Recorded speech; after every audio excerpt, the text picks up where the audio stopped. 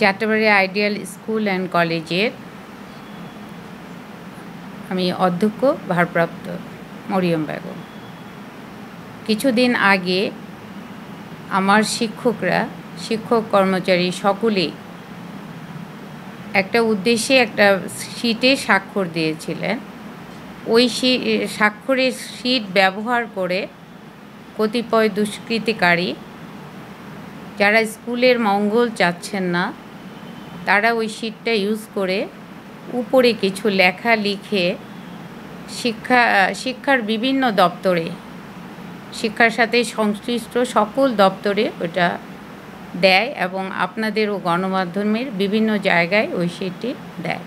পরবর্তীতে আমাদের যখন এটা নখদর্পণে আসে, তখন আমাদের শিক্ষক কর্মচারী এটার তীব্রভাবে প্রতিবাদ জানায় যে আমরা এরকম কোনো শীটে, অভিযোগের কোনো শীটে আমরা স্বাক্ষর করি নাই। আমাদের বেতনের কথা বলে 2-2.5 মাস 2024-এর 5ই আগস্টের পরে ওই স্বাক্ষরগুলি নেওয়া হয়েছিল বেতনের কথা বলে, কোনো অভিযোগের কথা বলে না। ওই শীটটাই তারা ইউজ করে উপরে কিছু লেখা লিখে, এবং ওই শীটের, ওই স্বাক্ষরের বা ওই অভিযোগের বিপরীতে তারা কোনো ডকুমেন্ট দিতে পারে নাই। কিন্তু এতে করে আমাদের যাত্রাবাড়ি আইডিয়াল স্কুল অ্যান্ড কলেজের শিক্ষকদের, শিক্ষার্থী, অভিভাবকদের ভাবমূর্তি ক্ষুণ্ণ হয়েছে। আজকে আপনাদের মাধ্যমে আমি তার তীব্র প্রতিবাদ জানাই এবং সত্য তথ্য আপনাদের সামনে তুলে ধরতে চাই।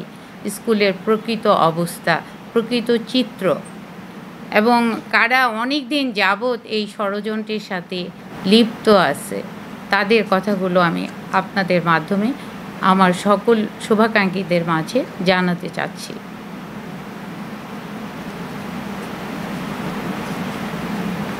আমি মরিয়ম বেগম গত 10ই নভেম্বর 2004 তারিখে যাত্রাবাড়ি আইডিয়াল স্কুল অ্যান্ড কলেজে সহকারী প্রধান শিক্ষক পদে নিয়োগপ্রাপ্ত হয়ে অদ্যাবধি কর্মরত আছি।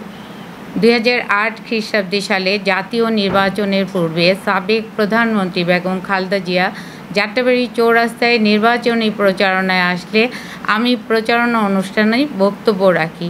সেই বক্তব্যকে কে বা কারা রেকর্ড করে রাখে। পরবর্তীতে আওয়ামী লীগ ক্ষমতায় আসীন হলে ওই রেকর্ডকৃত বক্তব্য আওয়ামী লীগের বিভিন্ন পর্যায়ের নেতাকর্মীদের পাঠিয়ে দেয়, যার ফলে তৎকালীন প্রশাসন আমাকে বিএনপি ট্যাগ দিয়ে আমার উপর প্রশাসনিকভাবে অসহনীয় নির্যাতন ও নিপীড়ন করেছে। 2009 খ্রিস্টাব্দে আমাকে বিধি বহির্ভূতভাবে অন্যায়ভাবে প্রতিষ্ঠান থেকে বের করে দেয়। 2013 সালে বিজ্ঞ আদালতের ন্যায়সঙ্গত রায়ের মাধ্যমে আমি আবার প্রতিষ্ঠানে পুনরায় যোগদান করি। কিন্তু 2010 সাল থেকে 2020 সাল পর্যন্ত আমার এমপিওভুক্তকরণে নথিটি অগ্রাহ্য না করে 10 বছর আমাকে এমপিওভুক্ত সহকারী প্রধান শিক্ষক হওয়া থেকে বঞ্চিত করেছেন। আমার নিয়োগের বৈধতা পেতে নিম্ন আদালতে দ্বারস্থ হই এবং 5 বছর মামলা পরিচালনা করার জন্য খরচ জোগাতে আমার স্বর্ণালংকার, পৈতৃক জমি বিক্রি করতে আমি বাধ্য হই। 2017 সালে অত্র প্রতিষ্ঠানের সাবেক অধ্যক্ষ জনাব আবু ইউসুফ মহামান্য হাইকোর্টের নির্দেশে চাকরিচ্যুত হলে জনাব মনিরুজ্জামান হাওলাদার শিক্ষা সংশ্লিষ্ট দপ্তরসমূহকে ম্যানেজ করে সহকারী শিক্ষক পদ থেকে ভারপ্রাপ্ত প্রধান শিক্ষকের দায়িত্ব পান। কিন্তু সরকারি প্রজ্ঞাপন অনুযায়ী যে স্কুলে সহকারী প্রধান শিক্ষক আছেন, সেখানে সহকারী শিক্ষক থাকা অবস্থায়, কোনো সহকারী প্রধান শিক্ষক থাকা অবস্থায় কোনো সহকারী শিক্ষক ভারপ্রাপ্তের দায়িত্ব নিতে পারেন না। কিন্তু তিনি তখন সাবেক এমপি কাজী মনিরুল ইসলাম মনু সাহেবের ফুফাতো বোন জামাই ছিলেন। তার ক্ষমতা এবং প্রভাব প্রতীক খাটিয়ে তিনি সেই দায়িত্ব গ্রহণ করেন এবং দায়িত্ব গ্রহণ করে উনি ব্যাপরোয়া হয়ে ওঠে এবং জানে আমি তার প্রতিদ্বন্দ্বী।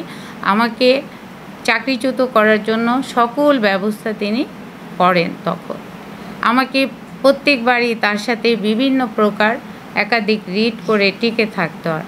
তারপরে তিনি একটা পকেট কমিটি গঠন করেন গভর্নিং বডি তার নিজস্ব কিছু লোক দিয়ে। তখনকার যে অ্যাডহক কমিটির অভিভাবক সদস্য ছিল বাবুল মিয়া, তার আবেদনের প্রেক্ষিতে বোর্ড তদন্ত পাঠায় মন্ত্রণালয়ের নির্দেশক্রমে। সেই তদন্তে প্রমাণিত হয় যে তিনি অবৈধ কমিটি গঠন করেছেন। তখন বোর্ড এবং মন্ত্রণালয় বাধ্য হয়ে তার কমিটিকে বাতিল করে এবং তার নিয়োগ বাতিল করে।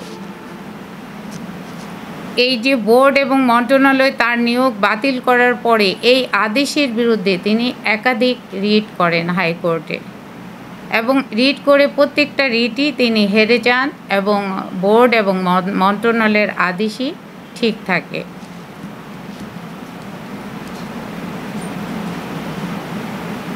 তারপরে ঢাকা শিক্ষা বোর্ড গভর্নিং বডি বাতিল করে অতিরিক্ত জেলা প্রশাসক শিক্ষা ও আইসিটি অ্যাডহক কমিটির সভাপতি করে নির্দেশনা প্রদান করেন। জনাব মহিউজ্জামান হাওলাদারকে প্রধান শিক্ষক ভারপ্রাপ্ত সহকারী প্রধান শিক্ষক পদ হতে বরখাস্তকরণের নির্দেশ প্রদান করেন। 2020 সালে নভেম্বর মাসে প্রতিষ্ঠানের একাডেমিক ও প্রশাসনিক কার্যক্রম পরিচালনা করার জন্য সহকারী প্রধান শিক্ষক আমাকে ভারপ্রাপ্ত অধ্যক্ষের দায়িত্ব প্রদান করেন।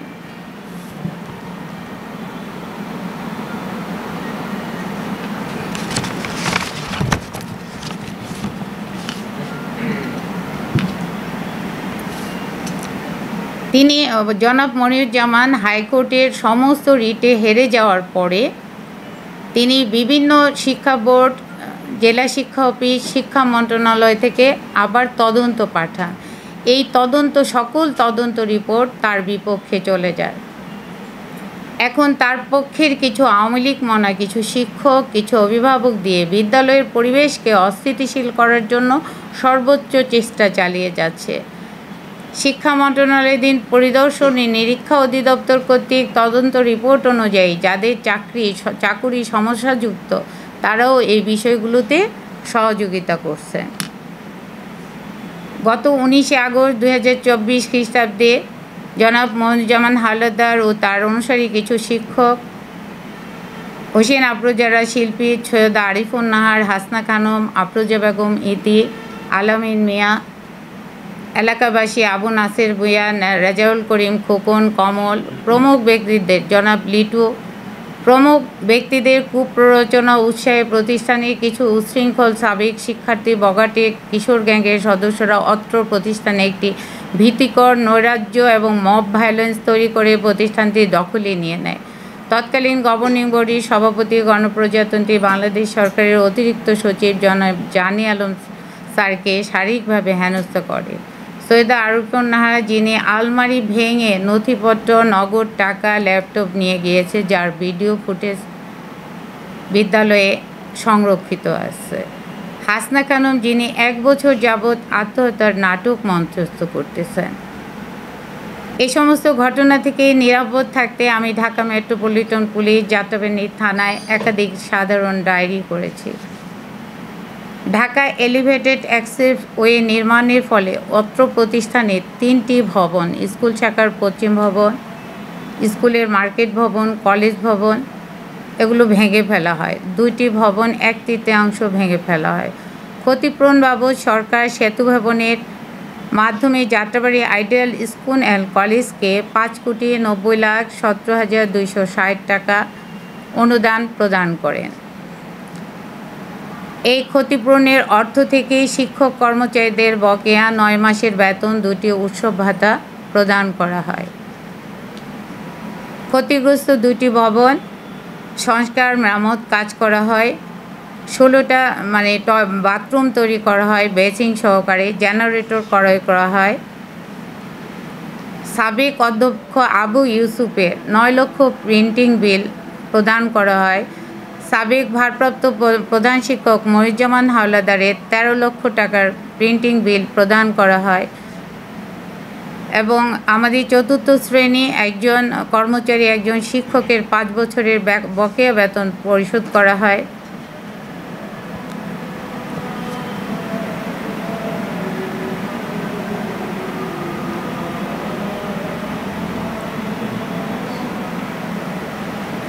জনাব মোহাম্মদ মনিরুজ্জামান হাওলাদার তার অনুসারী শিক্ষকরা আমার এবং অত্র প্রতিষ্ঠানের বিরুদ্ধে বিভিন্ন ব্যক্তি, সংস্থা, অফিস, আদালত, গণমাধ্যমে বিভিন্ন ধরনের অপপ্রচার, প্রোপাগান্ডা চালাচ্ছে, যার তদন্ত করে বিভিন্ন শিক্ষা সংশ্লিষ্ট দপ্তর কোনো সত্যতা পায়নি।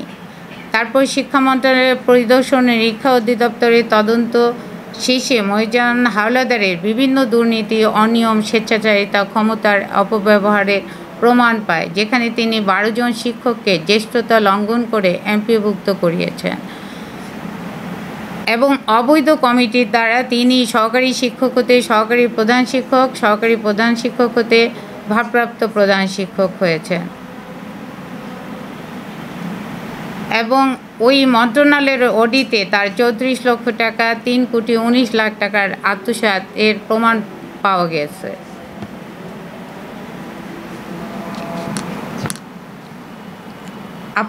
বর্তমানে জনাব মনিরুজ্জামান হাওলাদারকে চূড়ান্ত বরখাস্ত করা হয়েছে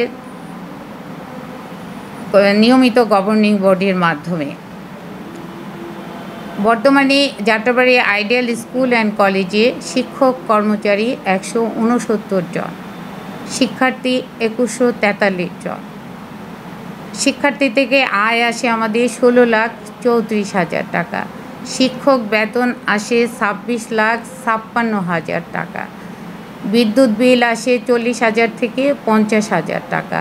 পানির বিল আসে 15,000 থেকে 17,000 টাকা। ট্যাক্স আসে 14,000 টাকা। ওয়েবসাইট বিল আসে 36,000 টাকা। প্রিন্টিং বিল আসে মান্থলি 50,000 টাকা। অফিস খরচ, আপ্যায়ন, নিত্য নৈমিত্তিক খরচও 30 লাখ টাকার মতো খরচ আছে মান্থলি।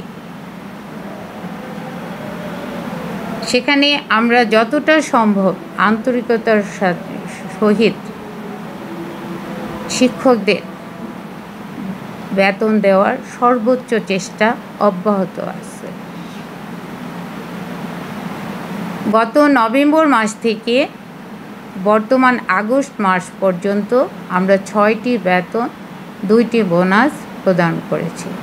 একটি ফুল বোনাস, একটি হাফ বোনাস প্রদান করি। গত একটি গণমাধ্যমে দেওয়া এক শিক্ষকের সাক্ষাৎকার যে তিনি 13 মাস যাবৎ বেতন পাননি।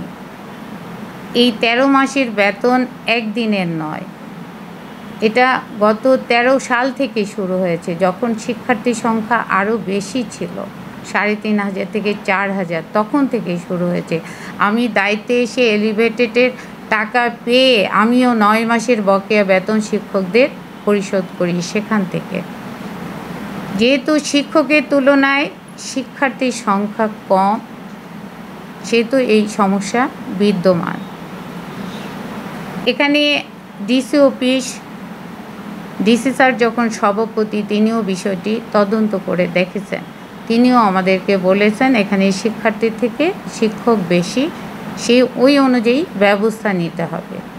আর এই ব্যবস্থা নেওয়ার জন্য একটা নিয়মিত গভর্নিং বডি দরকার। কিন্তু বর্তমানে স্কুলে অ্যাডহক কমিটি বিদ্যমান।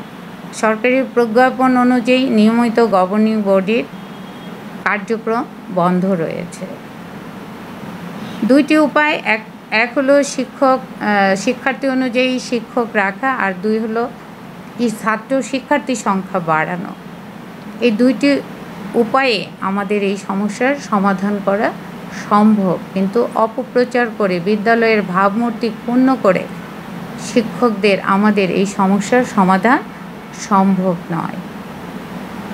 অতএব আমাদের সমাজ এবং আমাদের দেশের যারা দায়িত্বে আছেন শিক্ষাঙ্গনের সাথে জড়িত সকলের আন্তরিক হস্তক্ষেপ কামনা করছি, যাতে এই বিদ্যালয়ের বিরুদ্ধে কেউ এভাবে অপপ্রচার করে সুন্দর একটি প্রতিষ্ঠান ধ্বংসের দ্বারপ্রান্তে নিয়ে না যায়।